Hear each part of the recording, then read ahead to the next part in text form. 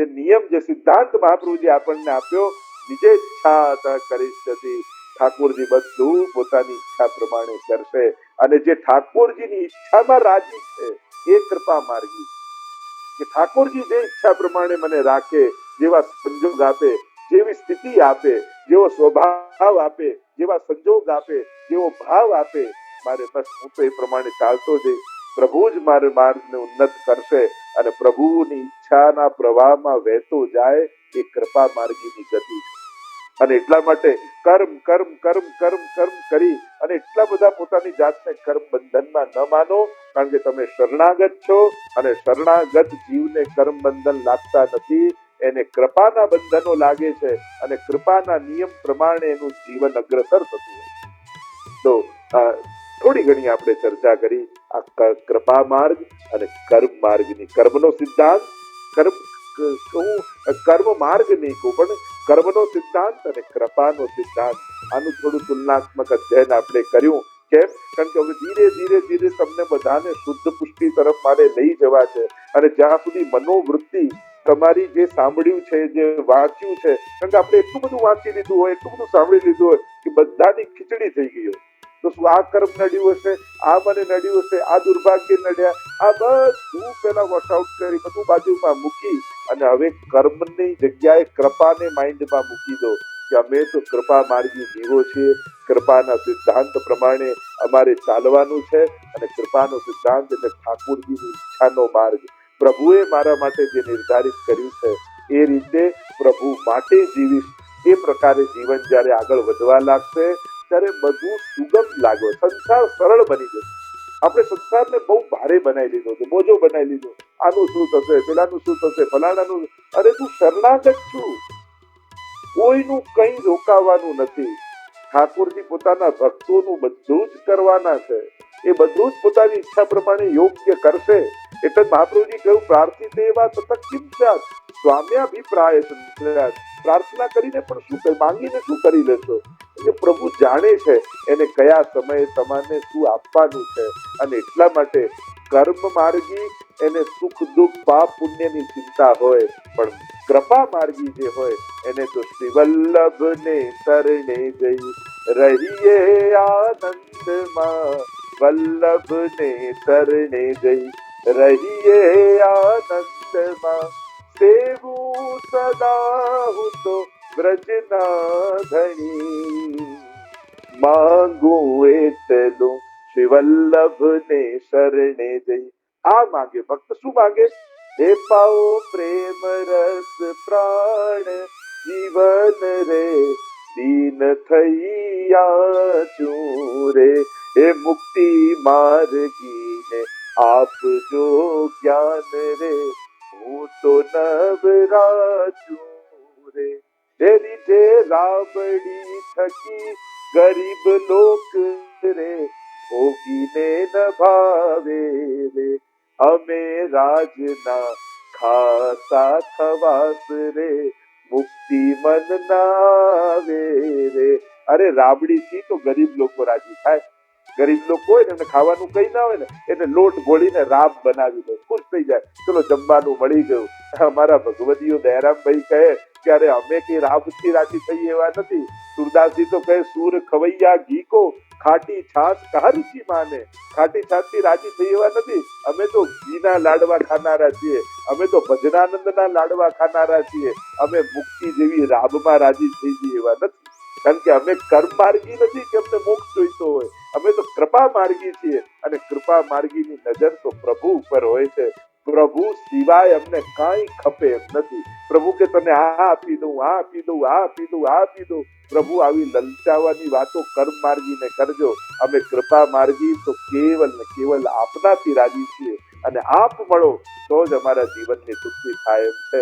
તો આજે આપણે યથકિંચિત ચર્ચા કરી આવા જુદા જુદા વિષયો. નેક્સ્ટ મંથ પણ એક જુદો સુંદર વિષય, કારણ કે ધીમે ધીમે આપણી મેન્ટાલિટી તૈયાર થાય વૈષ્ણવતાની. મેં કીધું આપણી સાધના વૈષ્ણવ બનવાની સાધના છે.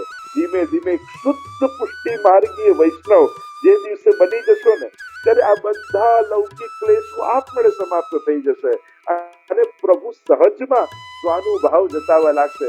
તે રીતે શુદ્ધ પુષ્ટિ ભક્ત આપણે થઈ ગયા.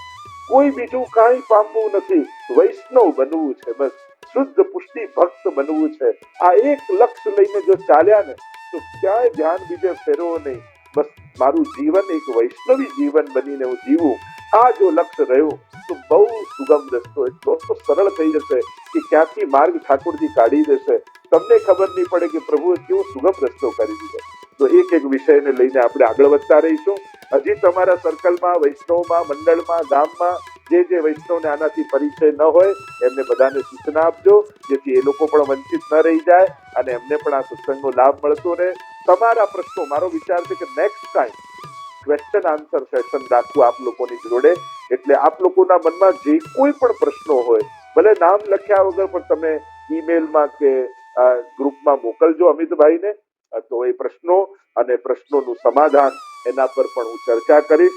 જે કંઈ પણ પ્રશ્નો આપના જીવનમાં આવે નિસંકોચ આપ પૂછી શકો. કોઈ પ્રશ્ન નાનો નથી હોતો, જેને મૂંઝવે છે એના માટે તો મોટો જ હોય છે. અને એટલા માટે એવું નહીં માનવું કે આવું પૂછાય, આ શું પૂછ્યું.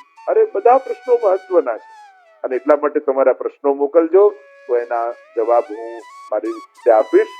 અને કોઈ ને કોઈ વિષયની સાથે એની વચ્ચે આપણે સેવા શિબિર તો ચાલતી જ રહેશે, એટલે પાછું વચ્ચે સેવાની ડેટ આપને જાહેરાત થશે, એટલે એમાં તમે ખાસ જોડાવ, જેથી તમને ભલે તમારા માટે પૂછાયેલી સેવા ન હોય છતાંય જોડાવ, જેથી તો શીખવા મળે કે આ કઈ રીતે સેવા થાય. એક ભજન સંધ્યાનો પણ કાર્યક્રમ, કીર્તન સંધ્યાનો પણ કાર્યક્રમ થશે. એટલે ધીમે ધીમે હવે પ્રોગ્રામ વધતા જશે વૈષ્ણવ સંઘના, અને તમને આખા મહિના દરમિયાન અમારી તો ઈચ્છા એવી છે કે 4 પ્રોગ્રામ તમને મળે. પણ જે પણ હોય એ શુદ્ધ પુષ્ટિ ભક્તિ તમારી અંદર જાગૃત કરે એવા કાર્યક્રમો કરવા છે. કારણ કે અત્યારે એટલું બધી માહિતીઓ ને નોલેજ ને યુટ્યુબ ને પુસ્તકો ને એટલા બધા હવે મળે છે ને કે એ બધામાં ભાવ મેળવવામાં આપણો ભાવ જ ગુમાવી દઈએ એવું થઈ જાય. અને એટલા માટે ક્યાંક મેળવવા ગયા કે પેલું કહેવતમાં કહે કે લેને ગઈ સુપુ તો ખોવાઈ ખસમ, એવું થઈ જાય કે કંઈક લેવા ગયા ને બધું ખોઈને આવ્યા. ગોકુલનાથજીએ પણ કહ્યું હાસ્ય પ્રસંગમાં કે કોઈ વૈષ્ણવ પૂછવા આવ્યું કે જયરાજ બ્રજમાં જવું, ત્યારે ગોકુલનાથજીએ કહ્યું કે દેખો કछु ब्रज में जा रहे हो तो पाके आइयो, जो है वो खोकर मत आइयो.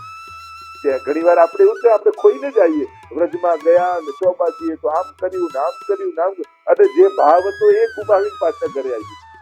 એટલે કશું પાકે આઈયો, ખોકે મત આઈયો. અને એટલા માટે સત્સંગ એટલે કંઈક પાવાની ક્ષણો, કંઈક મેળવવાની ક્ષણો, ભીતર રહેલા બીજને જલ સિંચનનો પ્રકાર એ જ સત્સંગ છે. અને સાંભળ્યા પછી એવું લાગવું જોઈએ, જો આજે તમને લાગ્યું કે કંઈક જળ રેડાયું હોય, બીજમાં કંઈક અંકુર ફૂટ્યા હોય, એમ એ કંઈક એને જ સત્સંગ કહેવાય. કેવલ કાનને પવિત્ર કરવા અને જ્યાં મળે સાંભળતા જાઓ, સાંભળતા જાઓ, સાંભળતા જાઓ, અને એવી ખીચડી મનને બનાવી દો ભાવનાની કે એમાં કાંઈ ઊંઘી ના શકે, એવી બંજર ભૂમિ તમારું હૃદય ન થઈ જાય. એની સાવધાની રાખી, સત્સંગમાં વિવેક રાખી, કે શું સાંભળવું શું નહીં સાંભળવું, જેનાથી ભાવની અભિવૃદ્ધિ થાય એવું સાંભળવું, ભાવ દુર્ભાવ થાય એવું નહીં. આ બધો વિવેકની પકડીને જયારે બધું જ સુલભ થઈ જાય ત્યારે માણસને વિવેકપૂર્વક આગળ જવું પડતું હોય છે કે મારે શું મેળવવાનું છે. એ જો વિવેક નહીં હોય તો પછી અત્યારે બધું અવેલેબલ છે અને બધું લેવા જશો તો બધું જ ગુમાવી દો. તો આવા પ્રકારના કાર્યક્રમ ચાલતા રહેશે. આવતા વર્ષે જયારે યુએસએ આવવાનું થશે ત્યારે કેમ્પ આપણે કરવાનો છે, તો પછી ઉમી રાખી જે સત્સંગમાં નિયમિત આવતો હશે ને એને જ એલાઉડ કરીશું કે એ જ કેમ્પમાં આવી છે. પણ એ 3 દિવસ એવા આપણા જવા જોઈએ કે એમાં પાઠ, કીર્તન, સેવા, સાહિત્ય, સંસ્કૃતિ બધું જ વૈષ્ણવતાનું એક પેકેજ આપણે 3 દિવસમાં એવું કેમ્પ થાય કે આપણે વૈષ્ણવતાને જીવીને જઈએ. એવા પ્રકારની આખી 3 દિવસ અમારી સાથે રહી શકો તમે, અને સવારથી રાત સુધી બધા જ ઠાકોરજી પધરાવીને આવે અને બધા અમારી સન્મુખ સેવા કરે, ત્યાં અમે શીખવાડીએ, પાઠ બોલતા, અનેક પ્રકારના એવા બધા મનમાં પ્લાનિંગો છે. પણ હવે બહુ વિધિવત રીતે આપણે આગળ વધવું છે. તો બધા જોડાજો, પોતાના ફેસબુકમાં જોઈન થજો,